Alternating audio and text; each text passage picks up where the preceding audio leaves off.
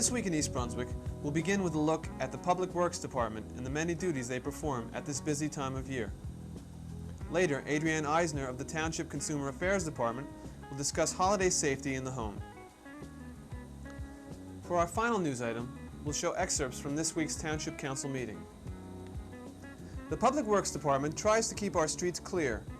In the fall, free of leaves we pile at the curb. In the winter, free of ice and snow. But this year, they've had to perform double duty as an early snow complicated leaf collection efforts. Kevin O'Rourke spoke with Senior Public Works Foreman Carl Mattias about some of the work the department does. Starting the first week in November, we go out and we pick up leaves in certain sections. We try to pick up leaves by the voting districts. And this year, we've had 3 crews out every day picking leaves, and we have 2 garbage trucks, used garbage trucks that we use for leaf collection. We have this new thing called a claw that's helped us out a lot in the town. And we've had a few breakdowns too, since we do use older trucks. And when they do break down, we have 3 tandems that we use for leaf picking. If we can see our way clear from other work, we usually will try and put 4 crews out. And this year, it's been going along pretty good. We're a few days behind on our schedule. I imagine the snowfall this Sunday had something to do with you being behind. Oh yes, definitely. That's another story in itself, boy, but I'll tell you, it was a shame. You know, we were trying to catch up, and we were getting to our heavier sections towards the end of the leaf season, and the storm did. What does the leaf season run from, Carl? What is your actual Well, time frame? we usually have a 6-week period, and this week here coming up is our last week, and we have a callback week, which we'd have after this week here, but we'll definitely be in the callback week picking leaves.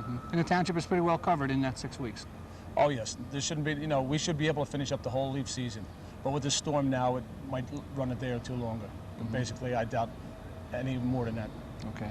Carl, we mentioned a little bit earlier about the snow affecting your leaf collection this year. What exactly goes into the township's coverage of, uncoverage, I should say, after a snowstorm? Right. Well, see what happens. We have a weather service that we have for the town. It's called AccuWeather, and they'll notify us of any major storms coming up. And just like, for example, this storm here, they called my house at 4 o'clock in the morning to let me know that there was a storm. They tell you how much snow they're expecting, you know, when it's going to start, how long it would probably last. And it did start to snow, like, you know, approximately 4 o'clock in the morning. Right. And we got our men out by 6. I had 4 crews come out for sanding. You know, we usually sand first, and then when we get to 2 inches of snow, then we'll start to call the other men out, and then we'll start our plowing procedures. And we have sections that we divide up in the town. Priority sections due to roads? Right. We have 4 sections in town, and each man is, assigned to, different sections. And what we try to do is put like 3 to 4 men in each section for plowing and sanding. And like I said, when we get 2 inches, all the guys will be called in, like we did this time. And that's how many men? Well, this time here, we had some men that were out sick and everything, but we had 15 men in, 15 pieces of equipment on a road. 15 different pieces of equipment for an average snow. And it was really something, though. We had about 2 to 2.5 inches of snow, which is very hard plowing, because if you go out with 2 inches of snow, it causes a lot of damage to the plows. You know, if you have a bigger snow, it's fine. You can go out with your big equipment, you can push it to the side. But when you only have like 1 inch or 2, it's really tough, because you're out there sanding first. You don't know whether to sand or to plow, or vice versa. But we've been out there for the last 2 or 3 days. You got a lot of time after the storm is over. You got to go back and sand recalls. We had problems like with the leaves that were out there, and when the plow goes down there and there's leaves on the side of the road, you're pushing the leaves back on the people's property. That doesn't make the people too happy, especially when they're going through all the trouble to put the leaves out, and now we're going to push them back on their sidewalks. I guess we just have to expect, not pleasant, right? But expect a little understanding from them. I hope so, because we're not doing it on purpose. Sometimes the people, they get excited, they see you go down the road, and when you make one pass, right away they start to shovel out or whatever. What we like to do is let us go down the road, up one way, back down the other, and go again. We tell our men to go curb to curb. But when people see the plow go up one time, they expect right away that's the last time they're going to do it. They come out and shovel them, then we put it back in their driveways. We get a lot of complaints from people like that. If they were to wait for us just to go up and down and go curb to curb, there would be a lot less, more or less, animosity between us and the town, the people. Carl, I understand there's been some problem this year with vandalism and theft here at the yard. Yes. A couple days ago, we had somebody get into our back fence. They cut a hole in the fence, and they helped themselves to a few of our snow plow pumps and hoist. In fact, we lost 7 of them, and that's a very expensive thing that we're going to have to replace before the next storm. and they are approximately $550 a piece. So that's another problem that we have, especially at this time of year when we're getting down to the bottom of the budget. It's going to be a big expense. And we had some vandalism with people shooting a few of the windows out in the back here, and also across the street in the annex we had people take some batteries this year. They got under the hoods, cut the batteries off. Cut the cables off the batteries, and they took the batteries. So that's a little problem we have here also. And I shouldn't say a little problem, a big problem. And it is eventually reflected in the taxpayers. Oh yes, definitely. And like I said, at the end of the year, and just when your budget's a little tight and something like this comes up, it's tough to try and get money from some other place. But the police are working on it, and I'm sure they'll come up with a solution to it. Okay. With Christmas rapidly approaching, the Parks Department has been busy getting the township's Christmas tree ready for its official lighting on December 16th. First, we'll take a look at those preparations, and then hear some background information from Bill Bannon of the Township Parks Department.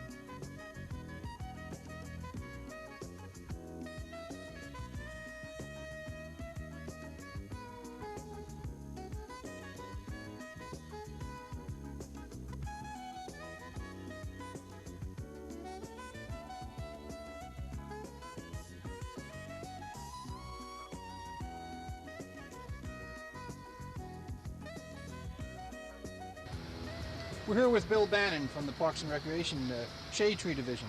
Bill, for the past few days you've been installing the Christmas tree here on the municipal grounds. Can you tell us what's involved in this?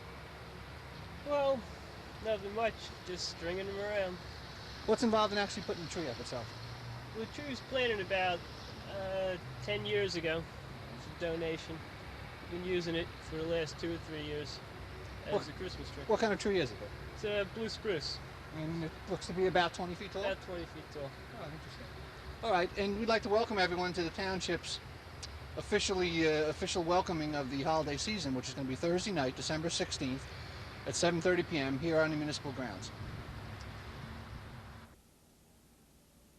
Hello, I'm Adrienne Eisner of the East Brunswick Consumer Affairs Office.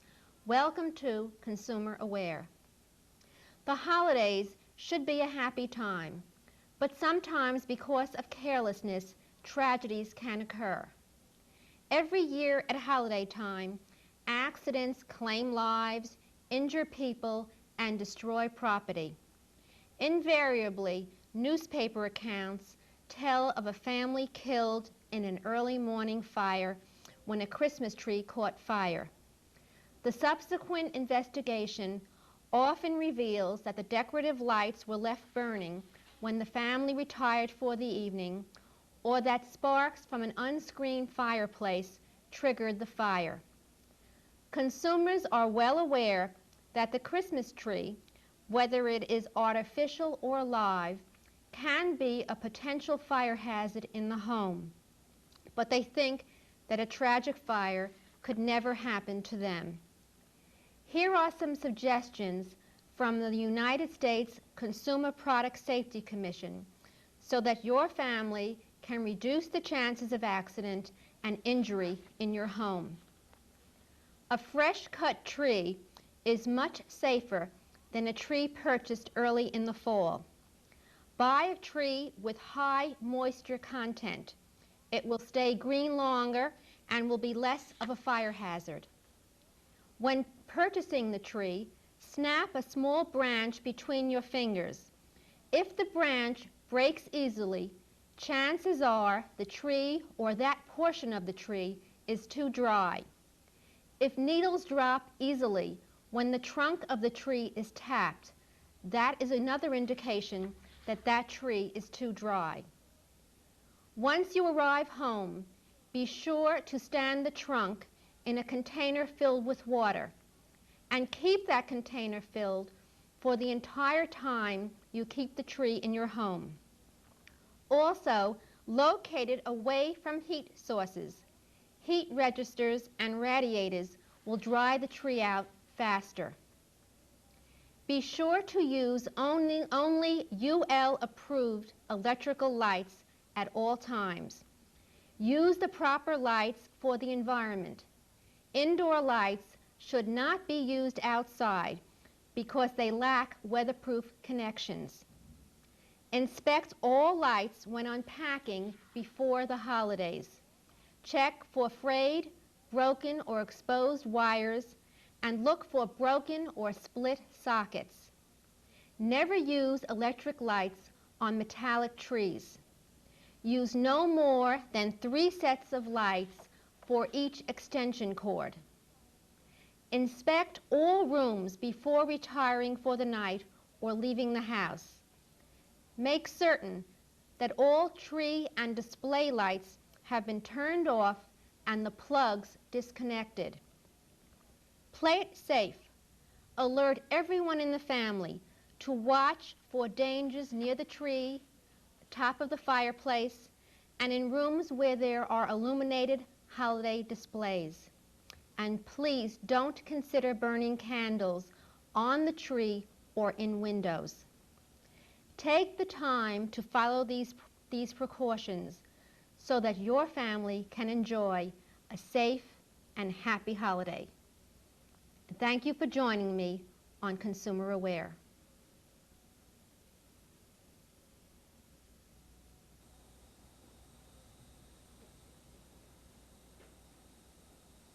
At this week's Township Council meeting, the 2 major topics of discussion were East Brunswick's water supply and the regulation of health spas. Joe DiMaggio, chairman of the Water Policy Advisory Committee, asked the council to endorse a resolution that would allow the committee to investigate other possible water sources for East Brunswick. Whereas the Township's Water Policy Advisory Committee, comprised of East Brunswick residents, was established to review all decisions which govern the operation of the town's water utility, and whereas one of the tasks of the Water Policy Advisory Committee is to review alternative sources of water for the township into the 21st century and make recommendations to the mayor and township council.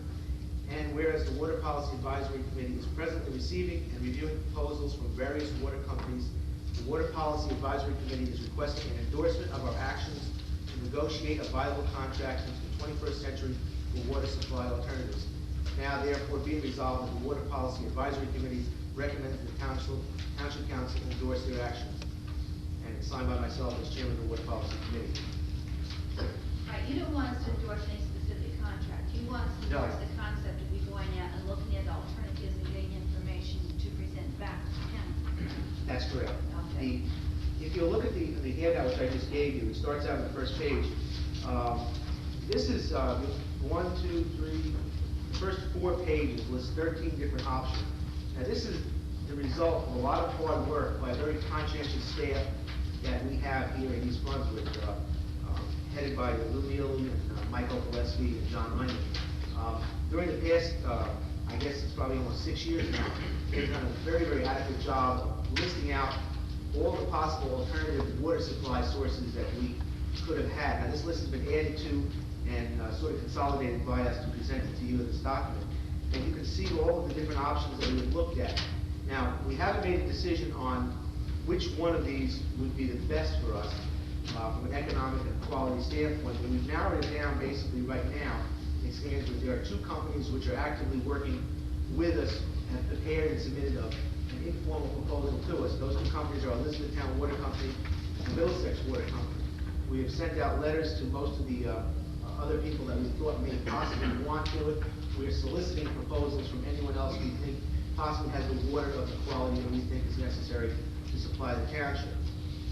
And basically what we're looking for in the endorsement is that you endorse the concept change the direction of concept instead of waiting for the ITF, in us actively on our own as a township entity, going out and soliciting a contract, negotiating a contract rather, for water for the township of East Brunswick, starting December 31st, 1985, which is when our current contract with New Brunswick expires. I would anticipate Later, that discussions about the application of Route 18 Incorporated for operation of a health spa in East Brunswick continued. Concerns still exist about the true nature of the establishment and its connection with a sex club in Bricktown. Attorney Bert Bush, who drafted the new ordinance, explained its purpose. The name of this corporation is Route 18 Incorporated. It's the former Holiday Health Spa. Shortly before Thanksgiving, it came to light that they had not properly filled out the name and address of the owner of the property. Mr. Neely, who is head of the department in which Mr. Ballin is construction inspection official, and Mr. Ballin notified the owners and the agents that the CO would not be issued and that the construction permit would be revoked until compliance was had as far as identifying who the people are who own the property. They did go in for an order to show cause, which was not granted, but the matter was set down for a hearing this coming Friday on December 17th. Since that time, they have amended their applications and have submitted something ostensibly signed by the people who own the property, Martin Hodis, HODAS, and Paul Schwartz. The deed file as of today over in the county record building still did not disclose that, but they said the deed hadn't been recorded yet. I would simply say that they may wind up getting a CO eventually, but there certainly will be strict enforcement of whatever procedures we have with regard to that and any other premises. The only other item I'd bring to your attention, you adopted on first reading an ordinance regulating but not prohibiting in any way health spas. Last week, I attended a meeting with various representatives of health and athletic clubs, some of whom are here tonight, including, by our count, we had 3 clear health clubs or health spas in town, one at the Ramada, AC at the Mid-State Mall, and Jackal Lane. And we have 3 tennis and racket clubs which have Nautilus equipment and related, some related health spa uses, the Winmore, Brunswick Hills, and East Brunswick. Various questions came up. There was a free give and take back and forth. I am sure that some of them feel, why are you regulating us? We don't need another level of government. We discussed, among other things, what the annual fee should be, and we discussed that with you last week as well. And the ordinance provides, as will come up in 2 weeks, really a very minimum of enforcement procedures as such, but a maximum of availability of information so we know who will be running our health spas in town. And I guess you'll hear more from them in